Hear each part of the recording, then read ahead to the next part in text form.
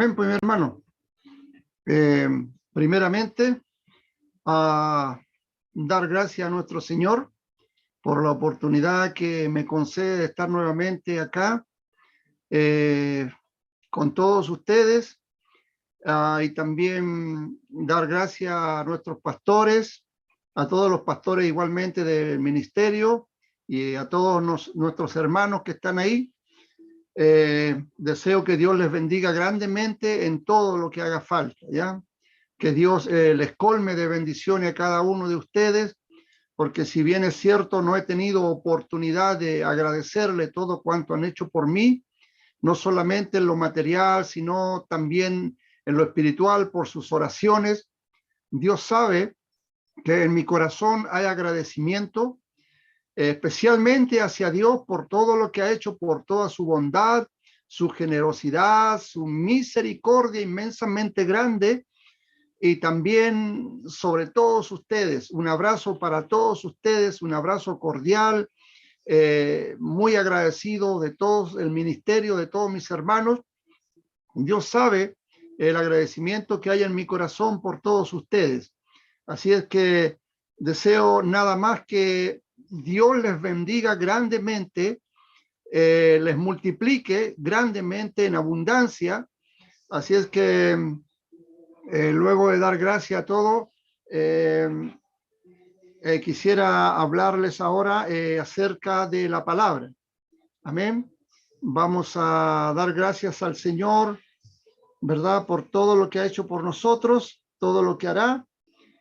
Vamos a leer una porción de la palabra que se encuentra hoy en el libro de Jueces. ¿Ya? Voy a colocarme los lentes. Se encuentra en el libro de Jueces, capítulo 2, verso 16 en adelante, ¿ya?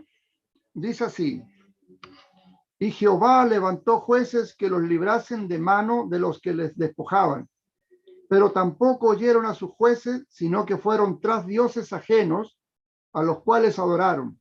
Se apartaron pronto del camino en que anduvieron sus padres, obedeciendo a los mandamientos de Jehová. Ellos no hicieron así.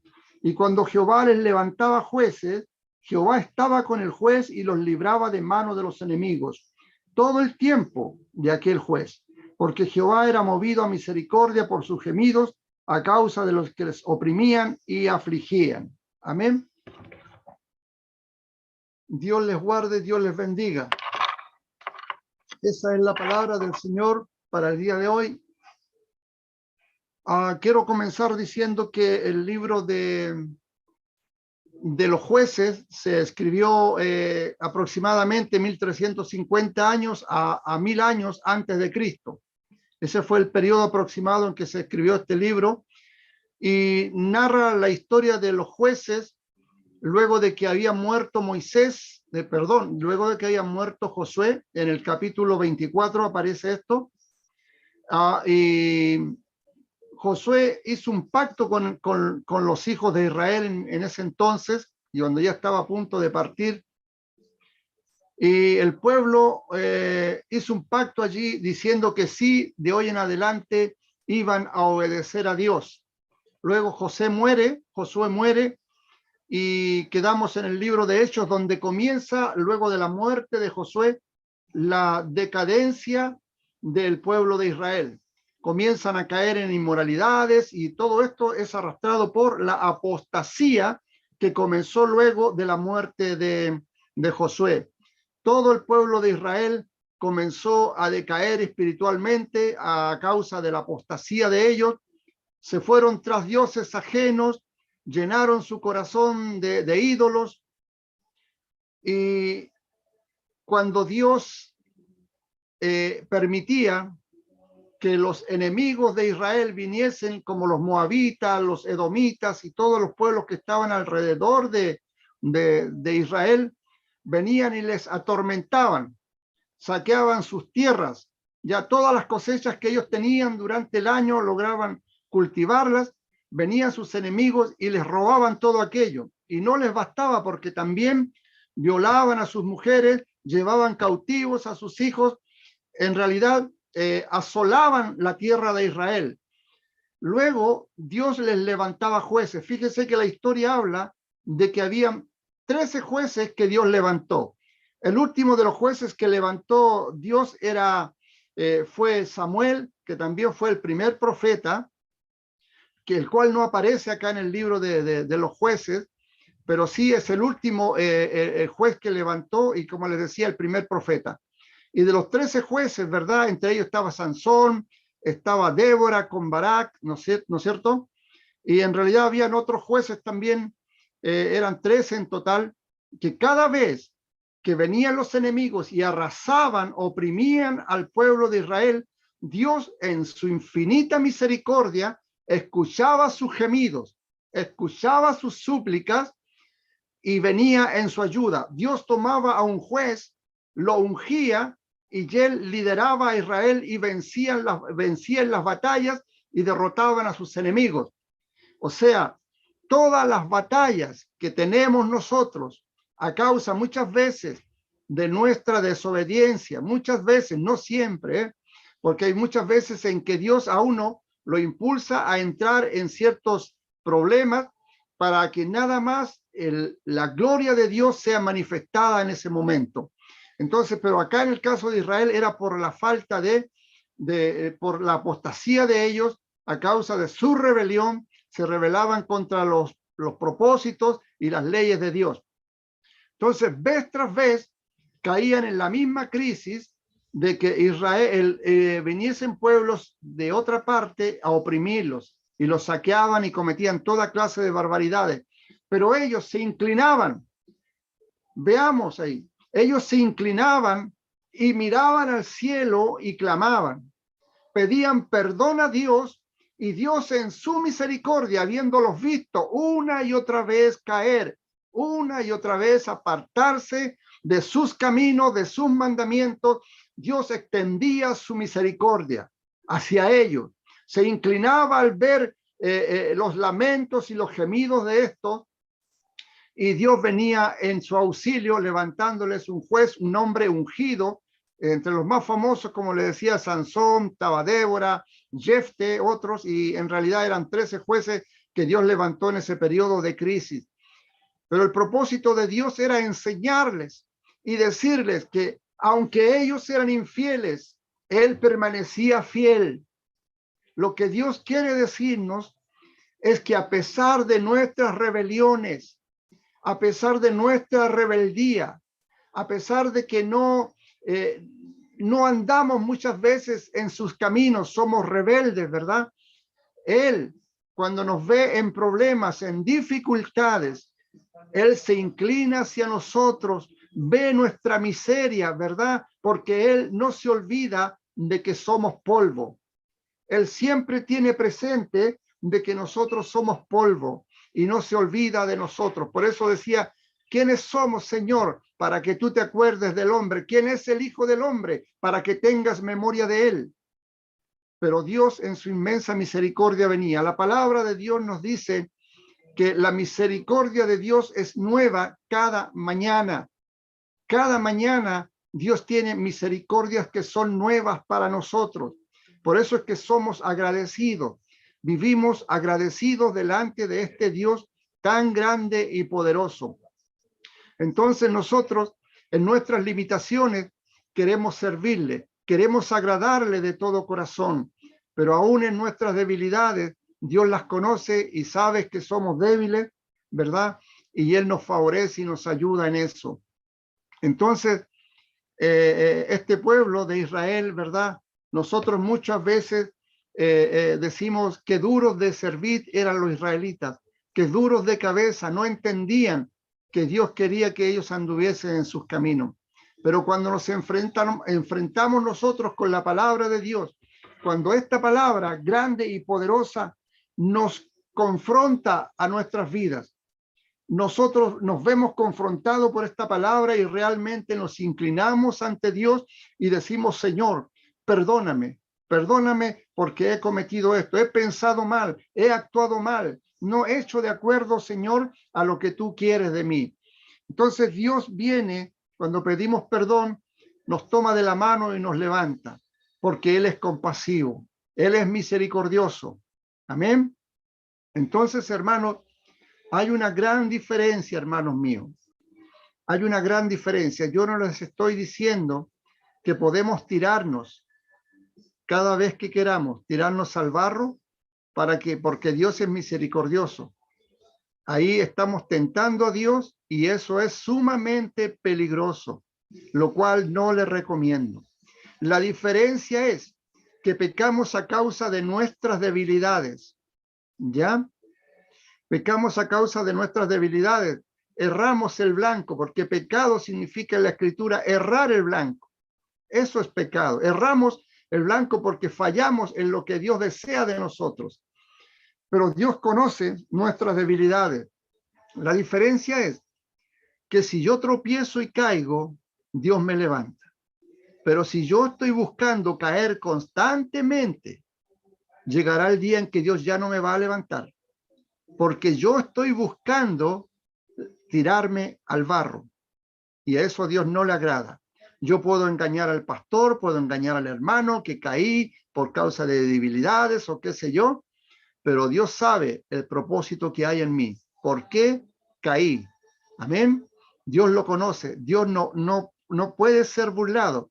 El libro de Gálatas lo habla, lo explica de esa manera. Dice, no os burléis. Dios no puede ser engañado. Todo lo que el hombre siembra, eso cosecha. Eso es lo que el hombre va a cosechar. Si yo cosecho, si yo siembro odio, voy a cosechar odio. Entonces, si yo siembro pecado, voy a cosechar muerte. La paga del pecado es la muerte. Pero es distinto cuando nosotros caemos. Es muy diferente a cuando nosotros caemos. Dios tiene compasión y misericordia. Veamos lo que nos dice el libro de Hebreos en el capítulo 4. En el capítulo 4, hermanos, se los leo, capítulo 4, verso 11 en adelante. Dice así: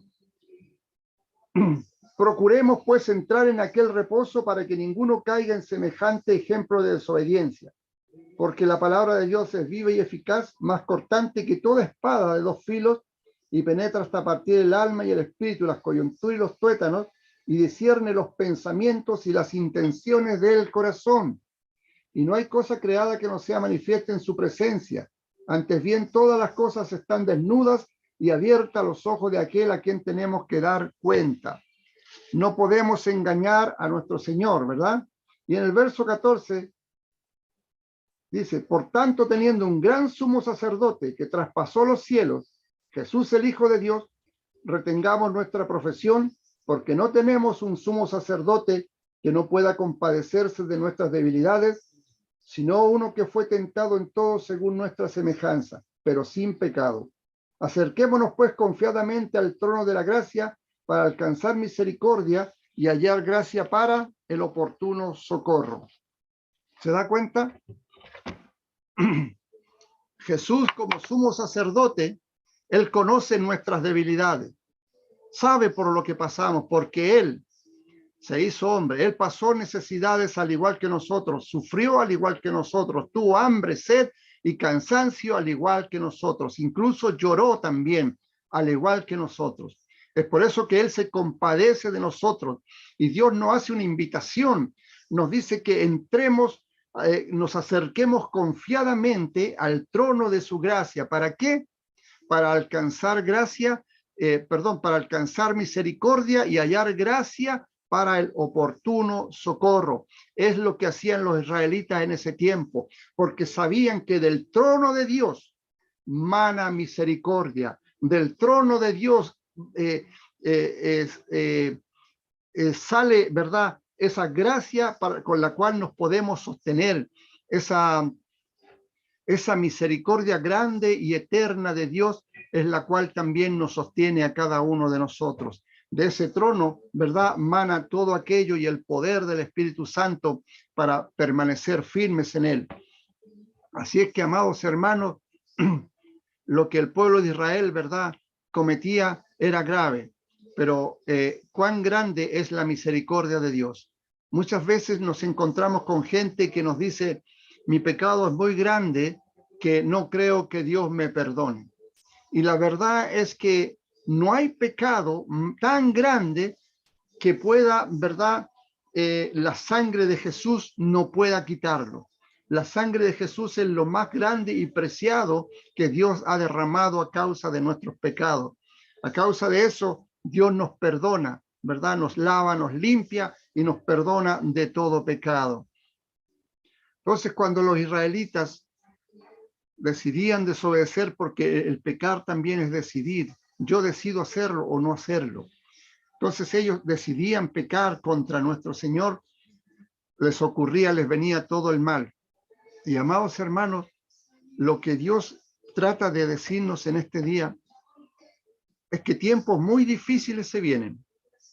Tiempos muy difíciles se vienen, especialmente, ¿verdad?, sobre los cristianos, sobre los hijos de Dios, sobre los hijos de estos también, que hay que cuidarlos, hay que guardarlos, pedir ante Dios que Él les cubra, les proteja, guarde sus vidas para que el enemigo no comience a hacer estrago. Dios ha dicho ya muchas veces a través de sus siervos, ¿verdad?, que tiempos muy difíciles se vienen, que hay tiempos de cambio, que hay tiempos muy grandes de cambio para todas las naciones. Pero aquella nación que tiene a Dios es bendecida, porque lo pone a Él como baluarte, lo pone a Él como roca, como nuestro escudo, como nuestra fortaleza.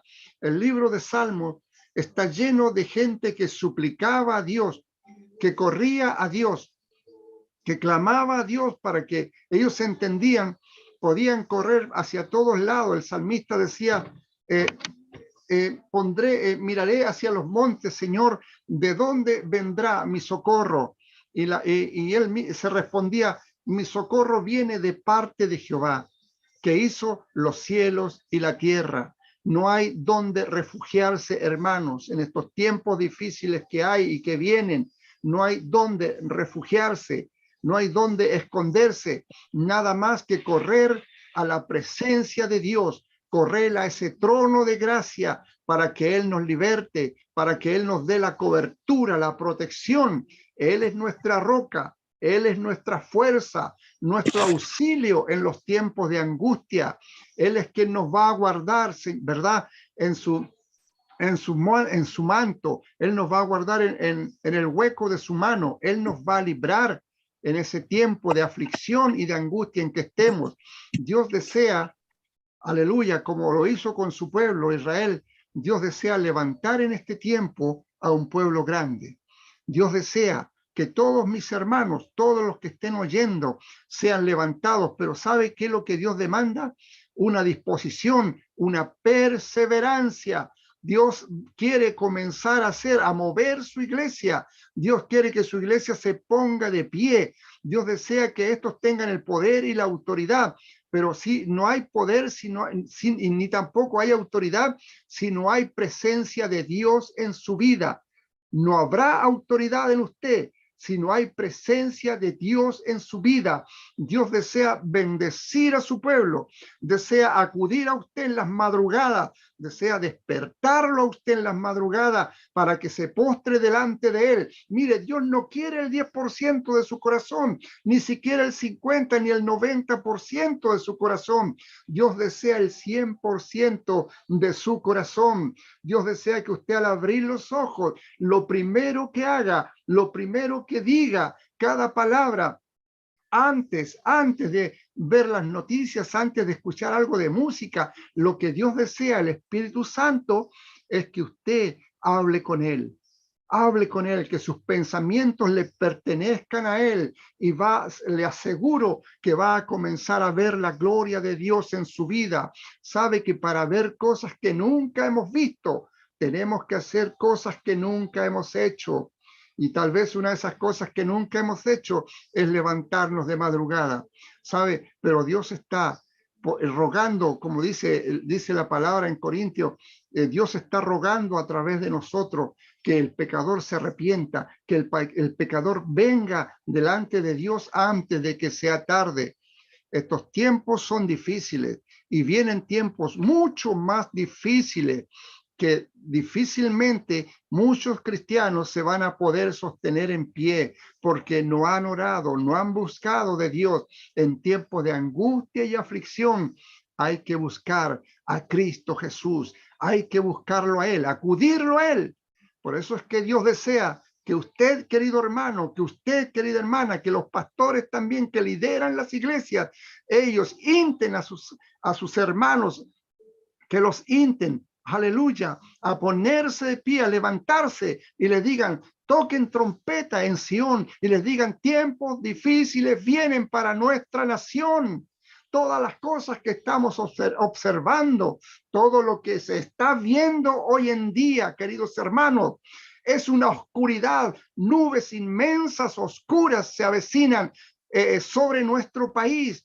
Todo lo que estamos escuchando diariamente, pero muchos de los hijos de Dios hacen vista gorda y como dice, esto no me va a alcanzar a mí, esto no me va a tocar a mí. Cosas que estaban en Europa, leyes que estaban en Europa, ya se han implementado acá en nuestro país y nosotros seguimos caminando como si nada nos importara. No hay que guardar silencio ante esas cosas. El guardar silencio nos hace cómplices de todo lo que está ocurriendo. Somos, aleluya, somos los que tenemos que dar voces, tocar trompeta delante de ellos y anunciarles lo que se viene. La iglesia tiene que ponerse de pie, pero no lo va a hacer si no tiene, aleluya, la bendición de Dios, si no tiene la presencia de Dios en su vida. Sus rodillas van a permanecer paralizadas si usted, aleluya, no busca el rostro de Dios.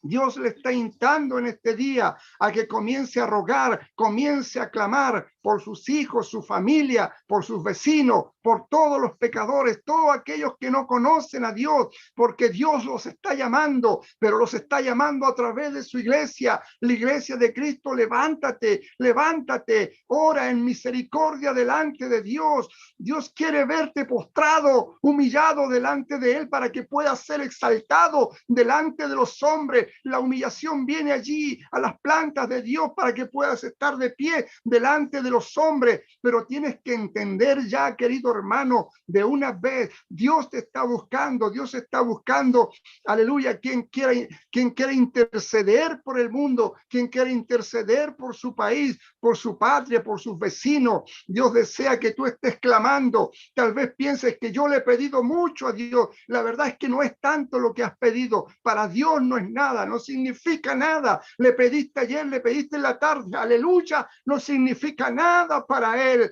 Para Él no es nada. Él te está diciendo en este día, pídeme, pídeme, aleluya, pídeme que yo te daré, aleluya, voy a brindarte bendiciones a ti, a tu familia, pero tienes que clamar a mí, tienes que buscarme en oración, en ayuno, antes de que, aleluya, despunte el alba. Quiero escuchar tu voz, quiero oírte, antes de que, aleluya, cante el gallo. Yo quiero escuchar tu voz clamándome a mí, pidiéndome en humillación por todos los tuyos, porque yo quiero hacer grandes cosas en tu vida, yo quiero hacer grandes cosas en tu vida.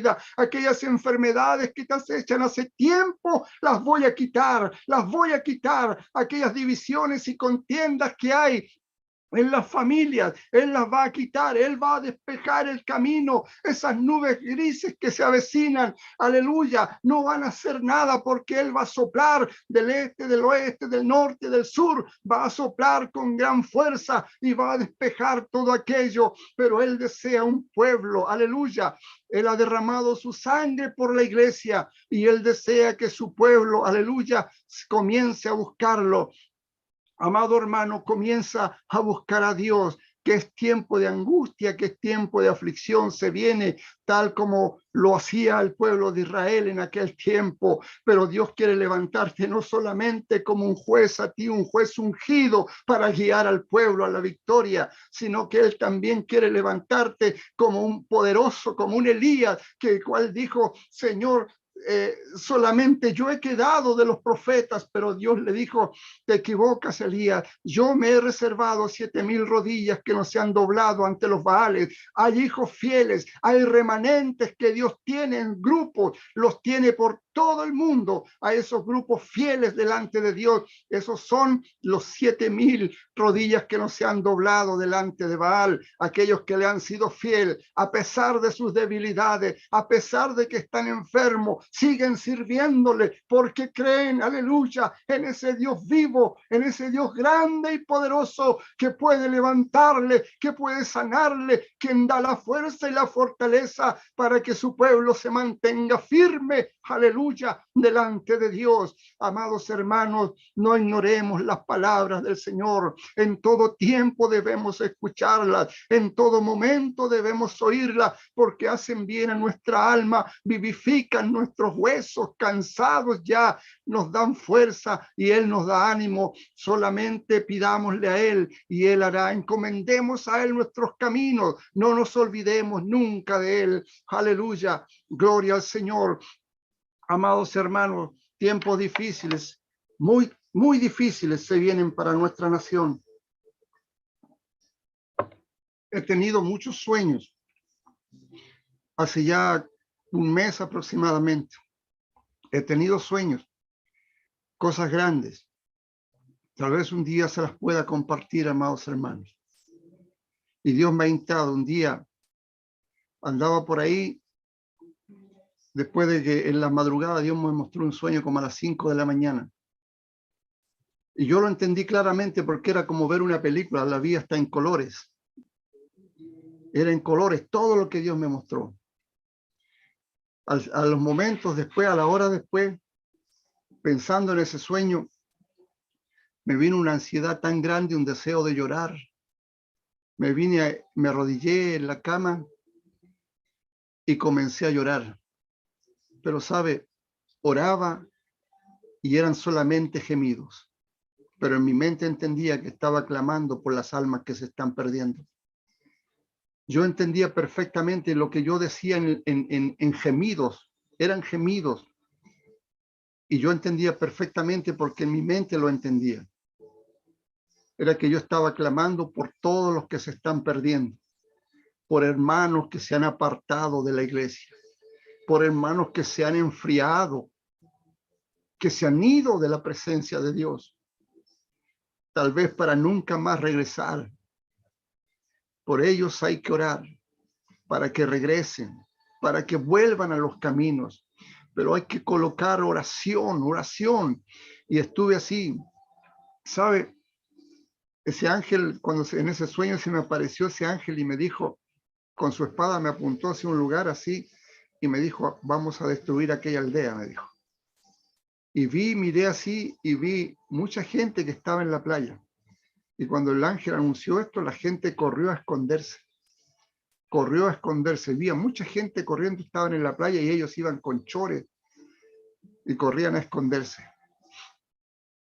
Y yo le preguntaba al Señor qué significaba todo eso.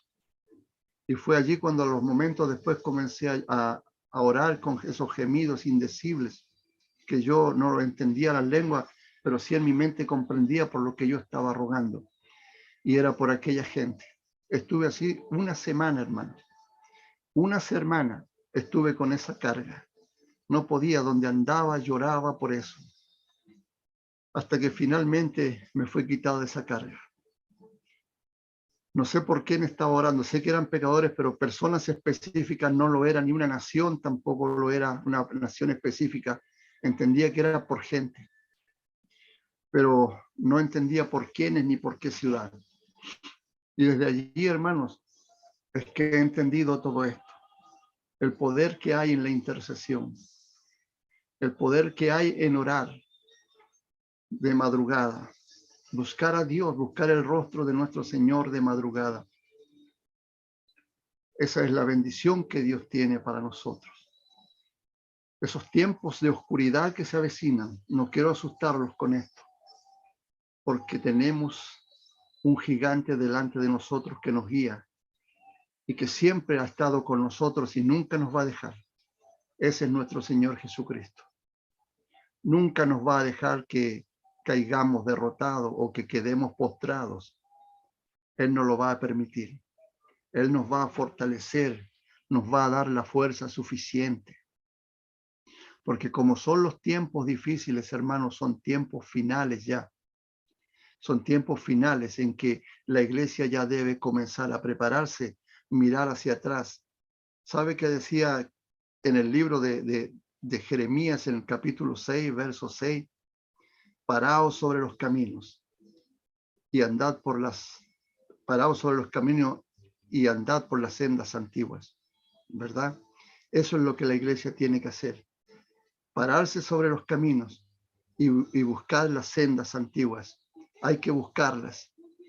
No nos quedemos, hermano, al acomodo de este mundo. No dejemos, aleluya, de que el mundo nos esté consumiendo, porque ya muchos se han apartado de la iglesia. Cuando vamos a ministrar a los hogares, hay una incredulidad tremenda. Hay una incredulidad tremenda en la gente del mundo. A medida que pasa el tiempo, la gente se va enfriando, hasta cristianos se van enfriando. Y cuando ya no escuchan la voz de Dios es porque el corazón se endureció demasiado. Y Dios ya no los vuelve a llamar. Dios los ha llamado mucho.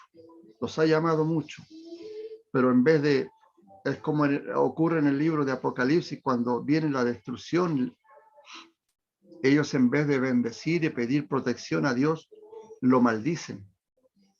Eso es lo que está ocurriendo en estos días de apostasía.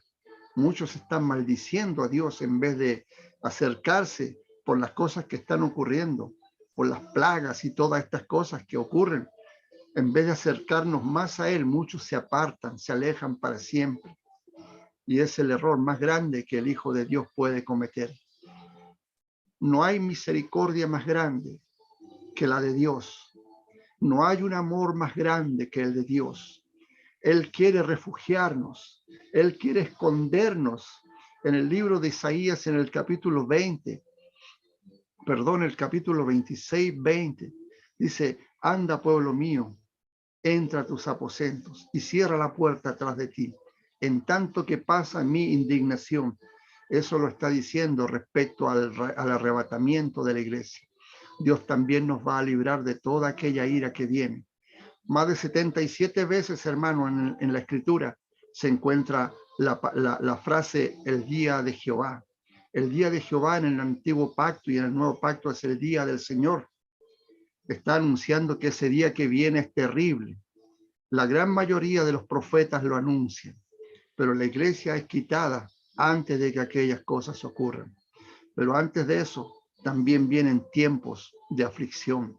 ¿Saben por qué?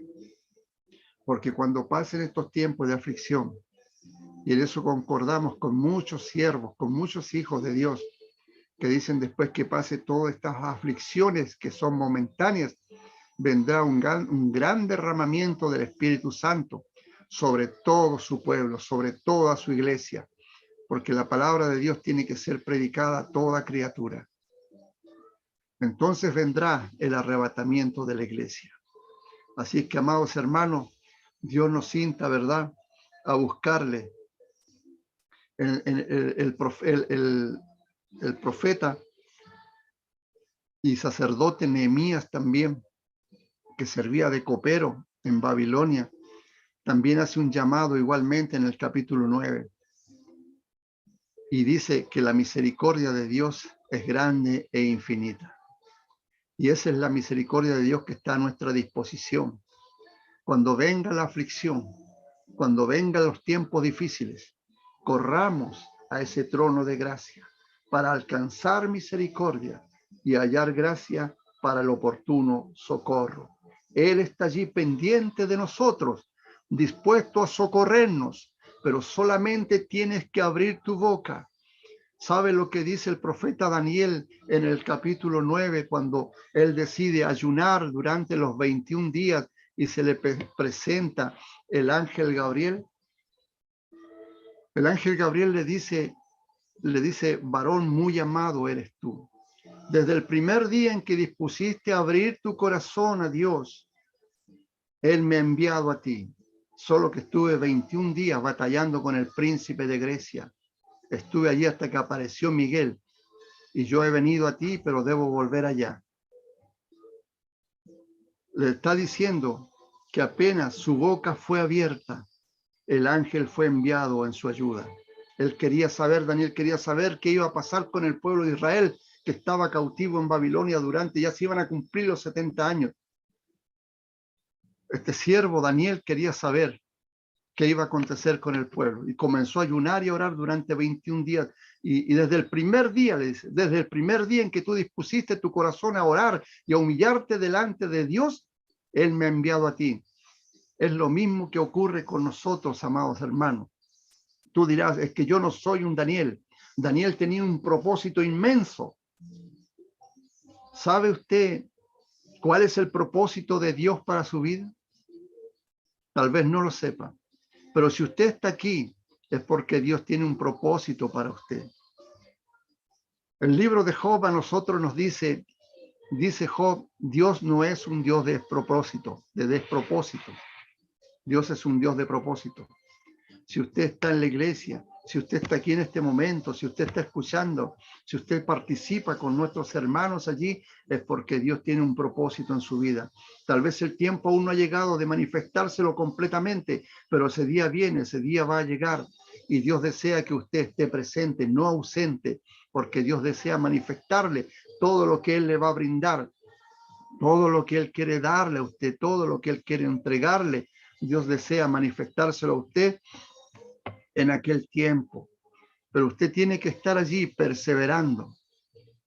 Amén, no importa las cosas que le estén ocurriendo, las aflicciones que estén ocurriendo en su vida. Oh Señor, es grande tu gloria en este lugar, Señor, es grande, ¿sabe? Casi no puedo permanecer aquí, deseo levantarme y saltar, danzar, porque la gloria de Dios es grande. Dios te está hablando, querido hermano. Ponte de pie y verás cosas, aleluya, verás, Dios desea manifestarte cosas, Dios desea declarar cosas sobre tu vida, Dios desea que tengas una comunión íntima con Él, no que alguien ore por ti, no que alguien venga a orar, interceder por ti, no digo que sea malo, es bueno, amén, pero Dios desea hacerlo personalmente en tu vida.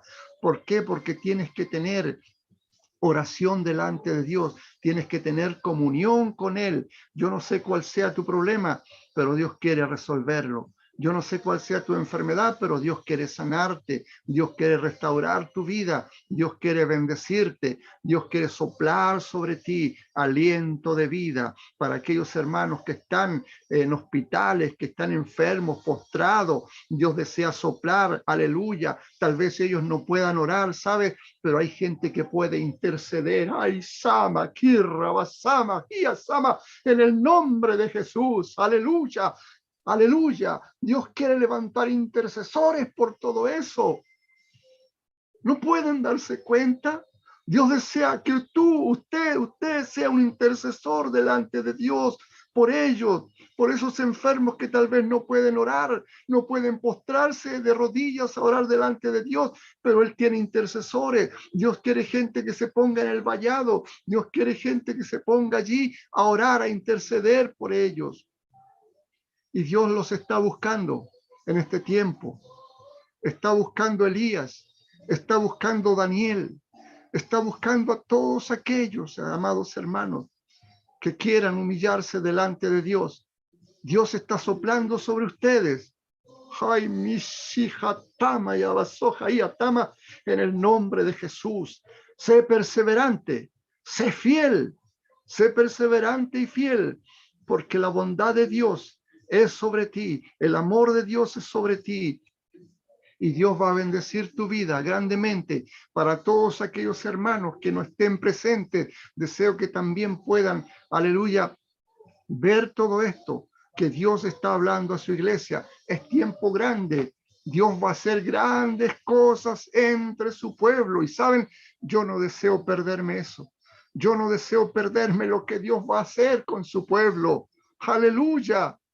Pero para eso no hay una unción si no hay lágrimas. ¿Entienden? Hay lágrimas y luego viene la unción. Está la tormenta y luego viene la calma. Luego viene la paz. Dios va a soplar.